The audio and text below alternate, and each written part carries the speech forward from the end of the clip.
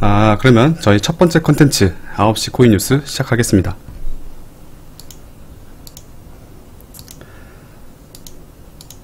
네, 제가 오늘 처음 전해드릴 뉴스인데요. 기사 제목은 그라운드X 블록체인 기술 전문 포럼 개최라는 기사입니다. 카카오톡의 블록체인 자회사죠. 블록체인 기술 계열사 그라운드X가 오늘 7월 20일부터 21일 약 이틀간 제주도 카카오 본사에서 블록체인 기술 포럼 TXGX 2018을 개최한다고 합니다. 이 행사는 기술 중심 행사고요. 여기에 참여하는 참여자들은 확장성, 그리고 저장 공간, 그리고 개인정보, 그리고 합의 알고리즘 등 최근 블록체인 기술의 주요 이슈를 주제로 발표와 패널 토론을 진행합니다.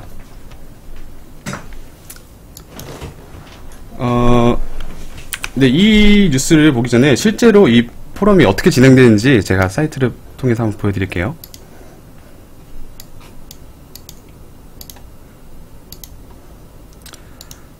이 TXGX 행사의 행사 포럼인데 여기 잘 보시면 실제 행사는 제주도에 있는 카카오톡 본사에서 진행이 되고요. 여기에 참여하는 업체들은 오아시스 랩스, 그리고 진리카, 그리고 ORBS, 그리고 최근 바이낸스 상장에서 펌핑이 좀 있었던 코크체인, 그리고 치아 네트워크스, 그리고 카이버 네트워크, 그리고 엘프, 이렇게 해외에 기술적으로 두각을 내고 있는 업체들이 참여를 하는데요. 국내에는 눈에 띄게 람보다 256이라는 업체와 그라운드X가 참가를 합니다. 256 람보다는 아시는 분은 아시겠지만 업비트를 만든 두나무라는 회사에서 만든 블록체인 연구소이거든요. 그리고 그라운드X의 CEO인 제이슨 한님은 이 포럼을 개최하는 그라운드X의 대표자이십니다. 저는 이런 기술적인 포럼이 좀 많았으면 좋겠어요. 국내에서도 이런 지금 해외에 있는 이런 코인들이 너무 기술적으로 앞서가다 보니까 국내에서 이제 후발주자로 뛰어드는 업체들이 여기에 많이 참여해서 좋은 정보와 그리고 앞으로 나아갈 수 있는 어떤 기술 방향성에 대해서 많은 것을 토론하고 좀 좋은 걸 얻어갔으면 좋겠어요.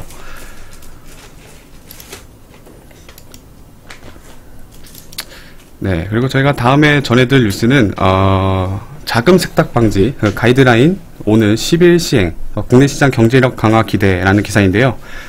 금융위원회가 지난달 27일 발표한 암호화폐 관련 자금 세탁 방지 가이드라인 개정안이 오늘 10일 시행된다고 합니다. 해당 개정안은 지난 4월 19일부터 25일 동안 실시한 은행권 현장 점검에서 드러난 미비점을 개선한 것인데요. 현장 점검을 받은 은행은 농협, 국민, 하나은행 등이 있습니다. 주요 개정 내용으로는 비직금 계좌에 대한 모니터링 강화, 그리고 해외 암호화폐 취급소 목록 공유, 그리고 거래 거절 시점 명시 및 거래 거절 사유 추가 등이 있는데요. 당초에 직금 계좌만이 강화된 모니터링을 받고 있었어요. 그러니까 직금 계좌와 비직금 계좌가 있는데 거래소에서 투자자의 입금을 받기 위한 직금 계좌가 있고요.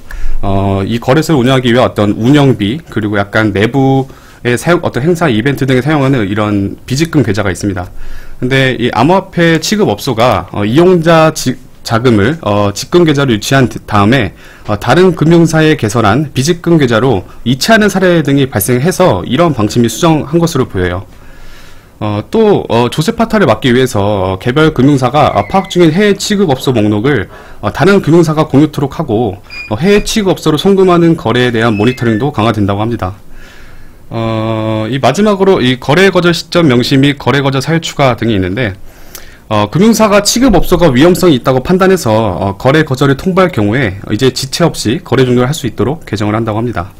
원래는 금융사가 취급업소에 대한 거래를 거절해도 거절 시점이 명시되어 있지 않아서 종료가 지연되는 이런 사례가 많이 발생했었는데 이에 따라 의심거래 보고 같은 이런 보고서를 통해서 시한과 동일하게 즉시 거래 종료를 하도록 바뀐다고 합니다. 개인적으로 제가 저번 7월 2일이죠. 7월 2일날 중국 관련 뉴스 중에 중국인민은행이 디지털 월렛을 특허 냈다는 뉴스가 있었어요. 그 월렛을 사용하게 되면 자금이 어디로 이동하는지에 대한 추적을 할 수 있다는 제가 기사를 읽어드린 적이 있는데 그것 또한 이런 자금 세탁 방지를 막기 위해서 이런 중앙은행에서도 움직이고 있다는 거죠. 각국에서도 실제로 이런 규제를 어떻게 정할지에 대해서 결국은 유사한 움직임을 보이고 있는 것을 저희가 확인할 수 있는 기사였어요. 자, 다음 기사는 국가대표 포인트 OK 캐시백 암호화폐 전환 검토라는 기사인데요. 내용을 보면 SK그룹이 운영하는 한국 대표 마일리지 포인트 OK 캐시백이 블록체인 기술을 적용 암호화폐로 전환하는 방안을 검토 중인 것으로 확인됐다라는 기사입니다. 이 OK 캐시백이 운영하는 SK텔레콤의 자회사 SK플래닛 관계자는 이 매체한테 OK 캐시백의 블록체인 기술을 적용하는 OKX 프로젝트가 최근 임원 보고를 거쳤고 사업 추진을 검토하는 중이다라고 인터뷰를 했는데요. OK 캐시백은 현재 가입자가 약 한 3,500만 명 정도 달하는 명실상부한 국내 최대 고객 보상 포인트인데 대부분 국내 이제 주요 소매 업체들 또는 가맹점을 포섭해서 SK그룹과 관계없는 업체들까지 사용할 수 있는 대표 서비스로 활동하고 있습니다. 이 기사 내용이 긴 것들은 모두 읽을 수는 없어서 저희가 생략한 부분이 좀 있지만 기사 전문에 이런 내용이 있습니다. SK플래닛 관계자는 ICO를 통한 자금 모집이나 거래소 상장 등을 전혀 염두에 않고 있고요. 이미 고객들에게 지급한 포인트를 보다 안전하게 운영하고 다른 서비스와 연계를 도모하기 위해 검토하는 것이라고 말했다라고 합니다. 포인트 결제 말고 이런 블록체인 기반의 간편 결제 시스템을 론칭했다는 국내 소식이 또 하나 있는데요. 다음 뉴스를 한번 보겠습니다.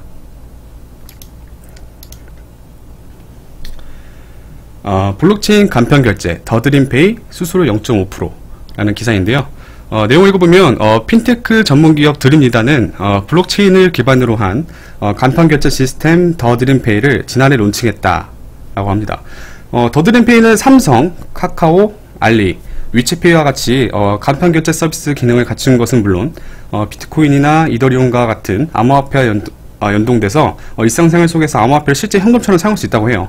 더드림페이 앱에는 암호화폐 거래소 기능이 있어서 암호화폐로 세계 주요 암호화폐와 교환 거래가 가능하고 또 현금으로도 바꿀 수 있다고 합니다. 뒤에 수수료도 보면 신용카드 수수료가 0.8에서 2.5% 정도 되는데 그 이후에 공격적으로 나왔던 알리페이와 위챗페이도 0.6%예요. 근데 이 더드림페이는 수수료가 0.5%로 세계 최저 수준이라고 합니다. 아무래도 후발주자다 보니까 굉장히 수수료 면에서도 굉장히 공격적으로 나왔고 제가 이 코인을 보면 근데 이 결제 서비스를 보면 뭐가 생각이 나냐면 펀디엑스가 생각이 나요. 펀디엑스는 여러분도 최근에 아시겠지만 저희 하락장에서도 굉장히 빛을 발했던 코인이죠. 지금 코인레이 해킹 관련 어떤 이슈 때문에 가격적으로 많은 조정을 못 받고 있지만 이 서비스만 보면 어떻게 보면 펀디엑스보다 더 낫겠다는 생각이 들어요. 이게 더드림페이 기사 중에 또 일반 카드사나 PG사를 통해서 결제된 금액이 실제 입금되기까지 빠르면 3일에서 늦으면 일주일 정도 원래 걸렸었는데 이 더드림페이는 결제 다음날 바로 정산 및 송금이 이루어진다고 해요. 그렇게 보면 뭐 가맹점 입장에서도 일반 카드사처럼 어떤 가입비 또는 펀디엑스처럼 결제 시스템을 위한 기기 도입 비용 또 관리비 등이 발생하지 않아서 부담이 적고 현금 회전이 빨라 유리하다고 합니다. 저희 국내에서도 이런 어떻게 보면 혁신적인 이런 서비스가 나왔다는 것에 대해서 굉장히 주목해 볼 만한 기사인 것 같아서 소개해 드렸습니다. 네, 다음 뉴스 넘어가면 뉴스는 아니고 제가 스팀에서 지금 현재 가장 이슈되고 있는 글을 가져왔는데요. 내용을 보면 이더리움 수수료가 미쳐 날뛰고 있다. 내용을 읽어보면 얼마 전부터 이더리움의 트랜잭션 수수료가 엄청 뛰었죠. 네트워크 내에서 트랜잭션 수가 많아졌거나 아니면 거래를 일으키는 당사자들이 수수료를 높게 책정하기 때문인데 갑자기 이렇게 수수료가 몇 배나 뛰는 일이 정상적인 건 아니죠. 과거에 이런 인기 있는 ICO가 진행될 때 일시적으로 이런 문제가 있긴 했었어요. 근데 이렇게 심한 적이 없었는데 앞으로도 계속 지속된다는 분석 글인데 이유가 무엇일까요? 그 원인에 대해서 제가 찾아봤습니다. 한번 보여드릴게요. 실제 이더스캔을 보시면 아시겠지만 이더스캔에도 그 현재 트랜잭션 피가 얼마나 올라가는지 한눈으로 볼 수 있죠. 정말 많이 올랐습니다. 이 원인이 되는 게 뭐가 있을까요? 여기 보면은 주 원인으로 파악되는 게 바로 이 F코인 거래소입니다. 이 F코인 거래소가 최근에 핫한 거래소이자 커뮤니티인데요. 실제로 엄청난 성장률을 보여줬습니다.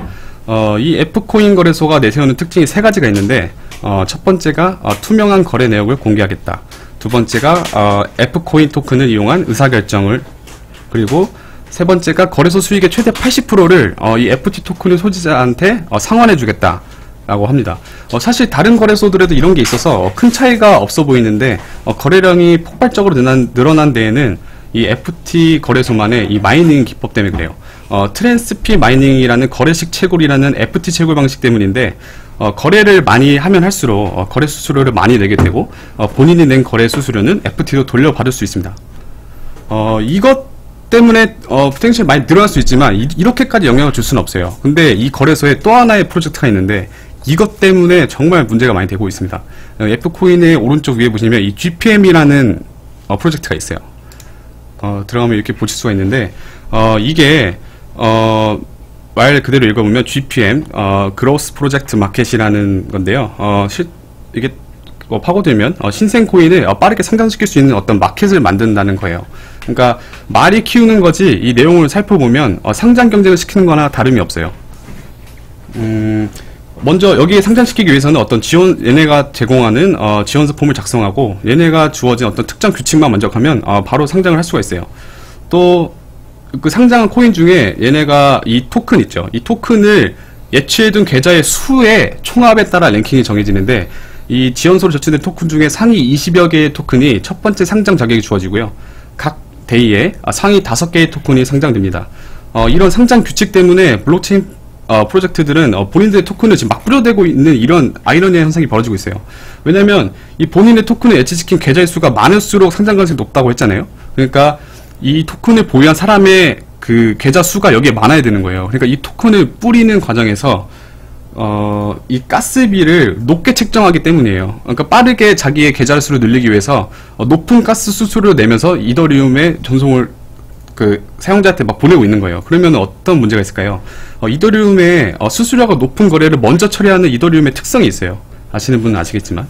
그래서 평소대로 수수료를 지불하던 일반 트랜잭션들은 오랫동안 펜딩이 될 수밖에 없게 설계되어 있기 때문에 이더리움 생태계에 굉장히 많은 영향을 끼치고 있습니다. 최근에도 국내에 그 비트소닉이라는 거래소가 런칭 예정이라는 기사를 읽었었는데 그 거래소도 BSC 토큰을 발행해서 뭐 거래소의 수익의 약 50%를 BSC 보유자에게 돌려주겠다. 뭐 이런 식으로 현재 스타트업 거래소들이 굉장히 공격적으로 마케팅을 진행하고 있는데 중국 뉴스 중에 이런 뉴스에 제가 매체 인터뷰를 들었는데 바이낸스 CEO인 창팽짜오가 이런 생태계를 가진 거래소들은 분명히 어느 순간 한계에 봉착할 것이다 라는 인터뷰가 있었어요. 앞으로도 이런 거래소들이 얼마나 성장하고 어떻게 자리 잡을 수 있도록 변화를 주고 있는지 저희가 지켜봐야 할 점이라고 생각해서 여러분들한테 보여드리는 기사였습니다. 자, 그럼 다음 뉴스를 보실게요. 다음 뉴스는 모 회계 컨설팅 매달 ICO 100개씩 쏟아져 총 137억 달러 규모다 라는 기사인데요. 내용을 읽어보면 이 회계 컨설팅 업체인 프라이스워터하우스쿠퍼스라는 PwC가 ICO 현황을 분석한 보고서를 발표했어요. 7월 2일 CCM 보도에 따르면 이 보고서에 암호화폐 공개 전략적 전망은 ICO의 국제적 그리고 지속적인 증가와 인기를 조명했다라고 써 있는데요. 이 말씀드렸던 쿠퍼스 PwC 전략팀에 있는 블록체인 EME의 다니엘 다이머스라는 수석이 약세 시장에도 ICO 활동이 2018년 상당히 증가했다고 말하면서 올해 첫 5개월 동안 537건의 ICO가 실시됐으며 총 137억 달러를 유치했다고 전했습니다. 이는 2018년 이전의 모든 ICO를 합친 금액보다 큰 규모라고 해요. 실제로 2018년 1월인가요? 2018년 1월부터 하락장이 지속되면서 불안정한 장세에 맞서 ICO로 투자 전략을 바꾸신 분들이 굉장히 많은 걸로 알고 있습니다. 저도 참여를 물론 했었고요. 2017년에는 이런 좋은 로드맵을 가진 어떤 ICO 업체가 높은 평가와 가치를 가지기도 했었던 건 사실입니다. 하지만 2018년에는 실질적으로 이미 개발되어 오고 있었던 어떤 코인이 결실을 맺으면서 더욱더 가치 상승을 이루는 장이 되지 않을까 저는 개인적으로 생각하고 있어요. 최근 리버스 ICO 관련해서도 기사가 매우 많이 쏟아지고 있는데 여러분들이 이런 뉴스를 보시고 객관적으로 잘 판단하셔서 좋은 투자 전략을 세우시길 바랍니다. 자, 다음 뉴스 넘어가 볼게요. 이 뉴스랑 전에 뉴스랑 좀 이어지죠. 죽은 코인 천여종 달에 스캔 코인 경고음이라는 기사인데 내용을 읽어보면 사실상 유통을 멈춘 죽은 코인이 천여종에 이르는 것으로 나타났다라는 기사예요. 1월 현지 시간 암호화폐 정보업체 데드코인.com 코인옵시에 따르면 올해 각각 830종 그리고 247종의 암호화폐가 생명을 다한 것으로 나타났다. 이렇게 써 있어요. 죽은 코인으로 분류된 사례는 시장 유통이 멈춘 경우, 그리고 스캠으로 적발된 경우, 웹사이트가 폐쇄된 경우, 그리고 노드가 없는 경우, 월렛에 문제가 있는 경우 등이 꼽혔다고 합니다. 실제로 해외에 이런 스캔 코인을 리스팅해주는 업체라고 해야 되나? 포털 사이트가 있어요. 제가 한번 보여드릴게요. 보시면 데드코인즈.com이라는 이 포털 사이트인데, 여기에서 지금 현재 스캠이라고 분류된 카테고리 분류된 코인들을 확인할 수가 있어요. 실제로 여러분들이 없으시길 바라지만 혹시 투자하신 코인 중에 스캠으로 분류된 코인은 없는지 여기 그 서치 엔트리에 검색하시고 서치를 하시면 그 코인이 어떤 분류로 나와 있는지 보실 수 있어요. 근데 제가 확인해 보니까 실제 스캠이 아니어도 약간 어떤 내부 문제 때문에 개발을 잠깐 멈췄던 그런 코인들도 스캠으로 분류는 해놨더라고요. 판단은 여러분이 잘 하시리라 믿고 이런 뉴스도 있다라고 생각해 주시면 감사하겠습니다.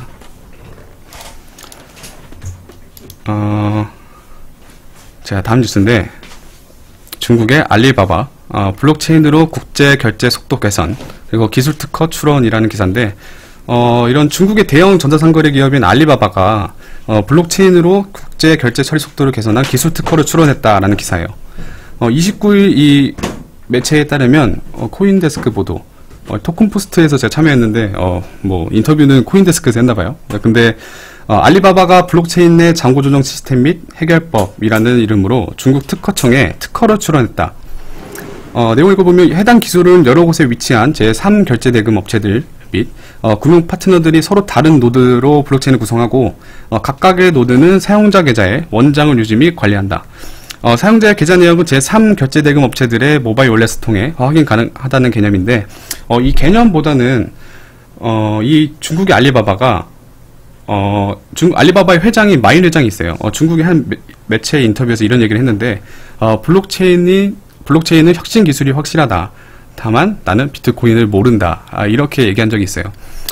이렇게 블록체인 혁신 기술이라고 해놓고 알리바바에서 특히 이렇다 할 움직임을 보인 적이 없는데, 이런 알리바바에서도 이런 블록체인 쪽에 어떤 특허를 내면서 움직임을 보이고 있다는 거에 주시할 필요가 있습니다. 자, 다음 기사입니다. 주요 은행 규제기관 39곳 R3 코다 블록체인 기반 KYC 앱 도입이라는 기사인데요. 전세계 주요 은행 및 규제기관 39곳이 R3의 코다 블록체인 블록뱅을 활용한 KYC 앱을 시범 활용한다고 밝혔어요. 이 매체에 따르면 프랑스 최대 은행 BNP 파리바 그룹과 애한거래 전문은행 도이치뱅크 등 주요 은행 및 규제기관이 마이크로소프트 애전의 45개의 노드를 활용한 고객 알기 제도 앱으로 19개국에서 300건의 거래를 처리할 예정이라고 해요. R3는 이름 들어보셨을 수도 있어요. 옛날에 그 리플 상대로 소송한 이력이 있는 그런 업체인데, R3는 어찌됐든 세계 최대 블록체인 컨소시엄 중에 하나예요. 그래서 블록체인 기반 KYC 앱을 도입한다는 기사는 굉장히 매력적으로 다가갈 수 있는데, 이 리플 간에 서로 옛날에 둘이 기술적인 파트너를 체결하고 서로 협력하면서 리플의 발행량의 약 10% 정도를 한 55억 개 정도 되죠. 달하는 리플을 양도받기로 했었는데 양도받지 못했다. 그러면서 소송을 건 기사였던 걸로 기억을 해요. 리플사는 그때 제 기억으로는 R3 측이 먼저 계약서 내 조항을 이행하지 않아서 계약이 파기됐다고 하면서 리플을 주는 데걸 어떤 은행과 협약 체결을 도와주기로 했다고 했는데 하기로 했는데 안 도와줘서 계약을 파기한 거다 이렇게 말한 적이 있어요. 근데 제가 이후에 기사를 보니까 골드만삭스와 JP 모건과 같이 영향력이 있는 그 금융기관이 R3에서 탈퇴한 것으로 제가 확인이 됐어요. 아마 이런 것들 때문에 그랬던 것 같은데, 아무튼 이런 R3가 이런 KCI를 도입해서 이런 서비스를 진행하고 있다는 것에 대해서 저희 여러분들 한 번씩 상기시켜주기 위해서 소개해 드렸습니다. 그리고 여기에 마이크로소프트 애저의 노드를 사용한다고 되어 있는데, 그래도 국내에서도 그렇지만 세계에서도 클라우드 시장은 AWS, 아마존에 있는 AWS가 가장 크죠. 근데 마이크로소프트 애저를 저도 사용해 봤고 아마존 사용해 봤는데, 제가 도입을 하면서 신기했던 게 AWS에서 예를 들어서 뭐 저희 시스템에 어떤 걸 도입하기 위해서 이렇게 구현하겠다 그러면은 거기에 컨설팅 뭐 업체나 거기에 있는 매니저들이 저희한테 어떤 컨설팅을 해줘요. 그러면 그 가격에 대해서 저희가 오픈 받은 거를 마이크로에저가 그거보다 더 싸게 해주겠다 이런 식으로 나오면서 뭐 엄청 싸게 막 가격을 막 후려치더라고요. 그만큼 마이크로소프트가 지금 한 세계에서 하는 자리 한 2위 정도 잡은 걸로 알고 있는데 그래도 AWS와 마이크로소프트 1위와 2위의 차이가 엄청나게 큽니다. 그만큼 마이크로소프트가 굉장히 뭐 싸게 줬을 것 같아요. 뭐 이거는 뭐 여담이고요. 다음 기사 보시겠습니다. 아시아 최대 블록체인 컨퍼런스 토큰스카이 도쿄 팡파르가 개최되네요. 아시아 뭐 최대 블록체인 컨퍼런스는 모르겠지만 2018 토큰스카이 도쿄가 7월 4일부터 이틀간 도쿄의 벨사르 시오도메에서 개최된다. 이 컨퍼런스가 블록체인 관련 기업 및 종사자 약 5천여 명이 참석하고 120여 개 이상의 전시 부스, 150여 명의 스피커가 참여한다. 규모를 보면 뭐 최대인 것 같긴 해요. 이 컨퍼런스가 전 세계 관련 기업 및 전문가들이 모여서 아이디어와 지식을 공유하며 해결책을 찾는 것이 주 목적이다 라는 기사인데요. 저도 아까도 말했지만 이런 기술적인 컨퍼런스가 많아졌으면 좋겠어요. 실제로 어떤 문제에 대해서 그 업체끼리 생각하기보다는 이걸 동일한 어떤 방향을 보고 있는 이런 코인의 관계자들끼리 모여서 어떤 새로운 패러다임을 제시할 수 있는 이런 자리가 많아졌으면 좋겠다는 게 제 개인적인 생각입니다. 근데 여기 기사에 뭐 제가 적어놓지 못했지만 밑에 기사를 읽어보면 가상화폐 CEO의 새로운 패러다임으로 주목받고 있는 아까 말씀드렸던 리버스 ICO에 대한 포괄적인 논의가 진행되는 가운데 7월 4일에는 아소비모의 카츠노리 콘도 대표이사가 직접 아소비모의 리버스 ICO 사례 및 프리세일에 대한 공식 발표를 한다고 해요. 아소비모는 스토리라인이 탄탄한 게임을 만들기로 유명한 일본의 대기업 분류의 게임 회사인데 그분이 여기 스피커로 참여하신다고 합니다. 네, 제가 전달드린 마지막 뉴스인데 테조스 베타넷 출시라는 기사입니다. 테조스가 작년에 3세대 코인으로 가장 각광받던 세 가지 코인이 있어요. 첫 번째가 에이다, 두 번째가 이오스, 세 번째가 테조스인데 이 테조스가 베타 네트워크를 출시했다고 합니다. 테조스 재단은 6월 30일 보도자료를 통해서 베타넷의 제네시스 블록을 생성했다고 발표했는데요. 제네시스 블록은 블록체인 네트워크에서 최초로 만들어진 블록을 뜻합니다. 이 재단은 지난 1년간 알파넷을 성공적으로 운영해왔고 이를 통해 기술적으로 가치 있는 인사이트를 얻었지만 실제로 운영하며 테스트하는 것을 대신할 수 없었다라면서 이 출시 배경을 밝혔다고 해요.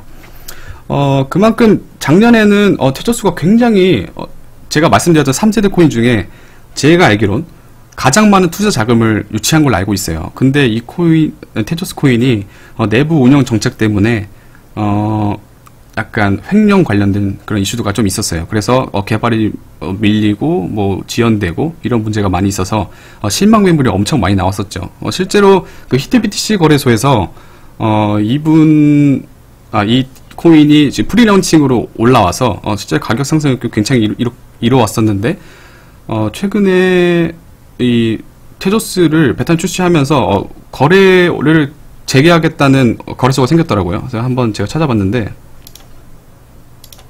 바로 이 거래소입니다. 게이트.io에서 이 테조스 베타넷 입출금 및 거래 개통 공지를 오늘 올렸거든요. 아마 여기서 거래가 되겠죠.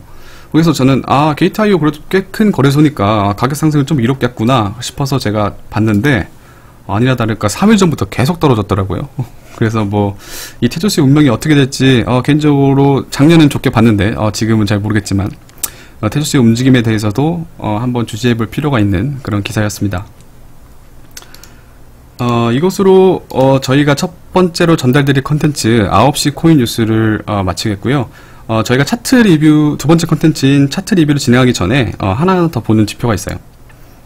바로 이 비트코인 거래량 지표입니다.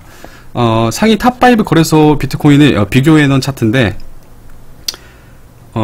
이 지표가 왜 중요한지 저번에 말씀드렸지만 한 번 보는 건 의미가 없어요. 그러니까 예를 들어서 이 비트코인 오늘과 내일의 비트코인 거래량의 차이 이런 걸 보시면 실제로 거래량이 얼마나 늘고 실제로 유입이 얼마나 되고 있는지를 눈으로 좀 볼 수 있는 지표가 될 수 있어요. 그러니까 오늘 저희 방송이 뭐 하루 하는 방송이 아니라 이렇게 매일매일 평일 동안 주 5일 진행하는 방송이니까요.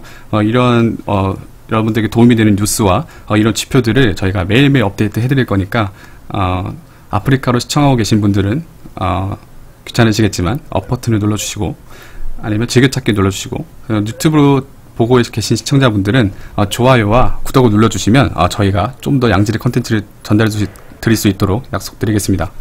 일단 이 지표를 한번 살펴볼 건데 비트플라이어 거래소죠. 지금 현재 BTC 거래 상위 1등인데 이 거래소가 일본 거래소예요. 현재 거래되고 있는 BTC는 279,592 BTC로 어제보다 7월 2일 기준이나 7월 3일 기준입니다. 어제보다 약 7만 BTC가 늘었어요. 여전히 1위를 지키고 있고 어제자 2위였던 바이낸스가 3위로 밀려나고 OKX가 올라오면서 거래량은 25만 6,399로 OKX가 2위를 차지했습니다. 바이낸스는 소폭 올랐지만 OKX보다 거래량이 좀 줄어들어서 224만 9천 BTC를 지금 거래하고 있고요. 빗썸이 아무래도 올라왔는데 빗썸이 거의 세계 거의 30위권으로 밀려났었어요. 근데 갑자기 이번에 4위로 올라온 이유가 아시겠지만 지금 해킹 관련 문제 때문에 거래소 수수료를 무료로 지금 쿠폰을 뿌리고 있죠. 그런데도 1등을 하지 못하고 4위에 머물렀습니다. 자, 5위는 여전히 후오비가 지키고 있고 거래량이 어제 대비 4만 BTC가 오른 13만 877 BTC를 거래하고 있습니다. 자, 여기서 제가 첫 번째로 전달드릴 9시 코인 뉴스는 마치겠고요.